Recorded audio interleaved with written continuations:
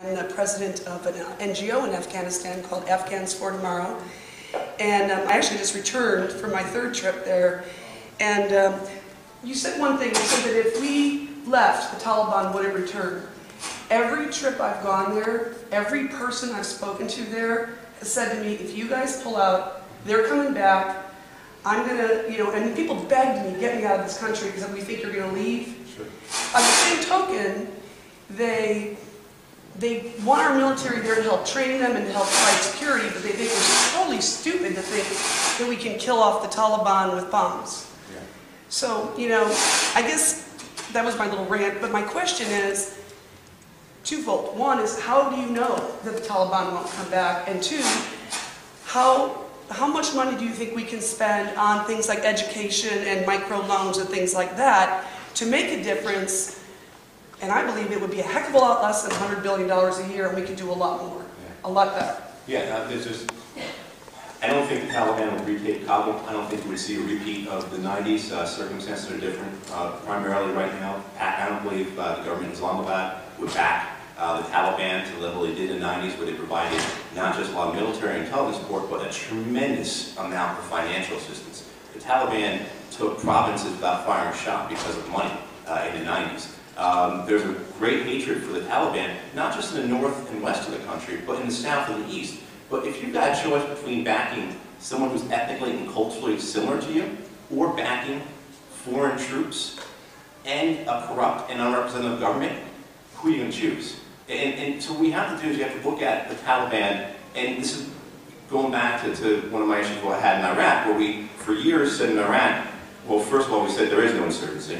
And then we said, well, there is an insurgency, but they're all the same, which was not the case. We're doing the same in Afghanistan by saying that the Taliban is all the same.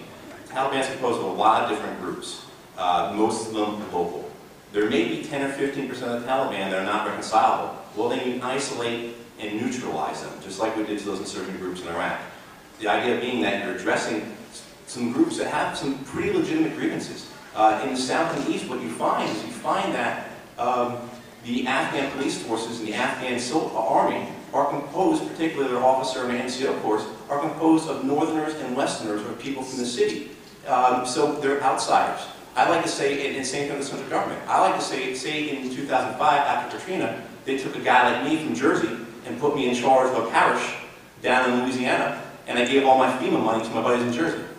And that's the type of thing you're dealing with carpetbaggers, and you're dealing with an unresolved civil war that's been going on for a while. So, and that's why you can't abandon it. We have to be involved in negotiations. We can't stand aside with our arms crossed and saying that the precondition for negotiations, is basically surrender, lay down your weapons, and embrace the Afghan constitution. We have to understand the political nature of the conflict. We have to understand the regional nature of the conflict, the ethnic nature of the conflict, and deal with it on pretty much local and regional levels. So what we do in the east is probably going to be different than what we do in the south. But you can split that insurgency, and you can address political grievances there. So it's a long-winded word. May I ask you a question? Yeah, sure. Recently, we've had a breakthrough where we've gotten President Karzai to buy into the local security force, locally developed, and the issue is local stability, local security, and local governance. Your thought on this program and the expectation of success? It's different than what we did in Iraq and Anbar province with the Anbar Awakening and the Sons of Iraq, because we took insurgents and brought them onto our side. We addressed I was in Anbar at the time, and getting those extra couple thousand Marines helped out a lot, really did. But the reason why we don't have 32,000 Marines and soldiers in Anbar province anymore is because we did those political efforts. Our commanders went and spoke to the tribal leaders, so the traditional power brokers in Anbar, and said, listen, hey, 3 years ago we made a mistake, we invaded, we usurped you, we want to put you back into power, and we want you to help us neutralize Al-Qaeda. And that's what they did. What I'm afraid of what we're doing in Afghanistan is we're just arming groups just to get them on our side and not talking to the insurgency.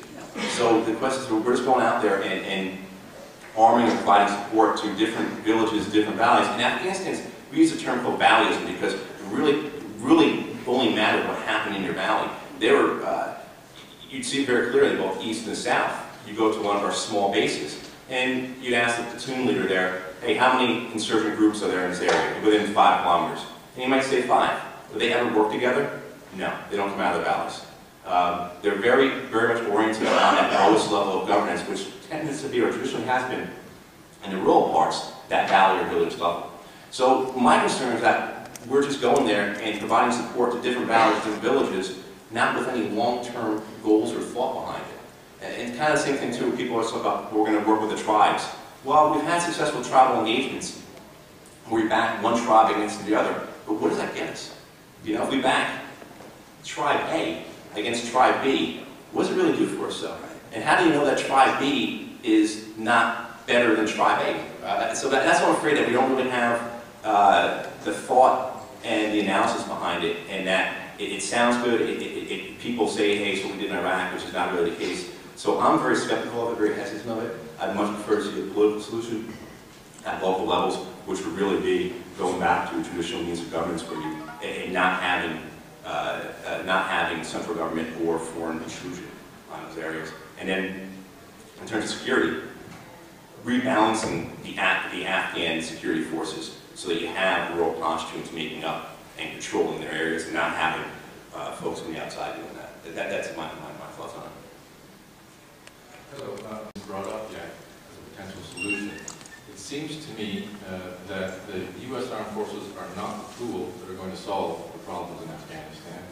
And the reasons go all the way from the basic training, the boot camp that is given to our soldiers, all the way up to the culture at the Pentagon. There just is not an understanding that what's required here is peacekeeping.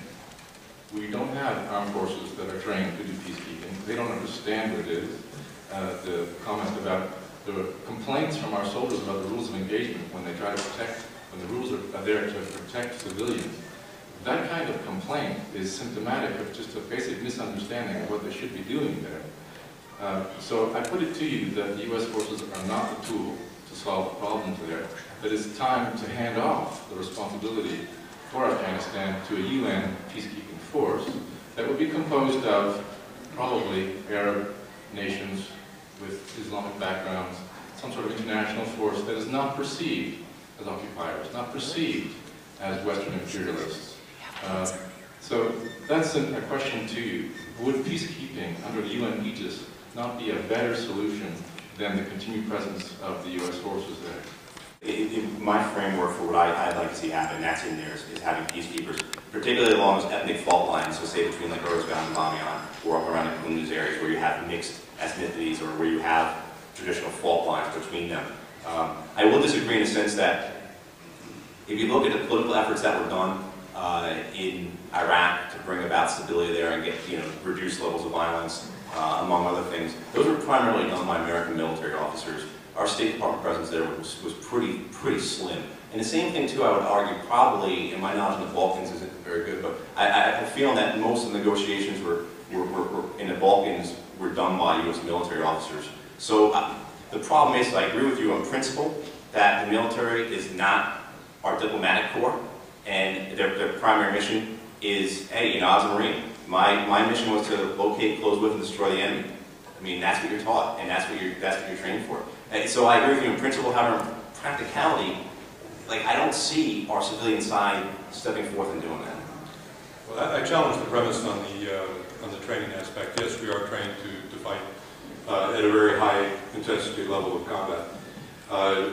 Our units can tune that down to providing the security requirements. I'll also share with you the comment from a retired Indian three-star general who said that the last force that he would use for peacekeeping operations would be the United States, simply because we attract fire. And the United States would love to see a greater involvement from the international community in providing security functions in Afghanistan.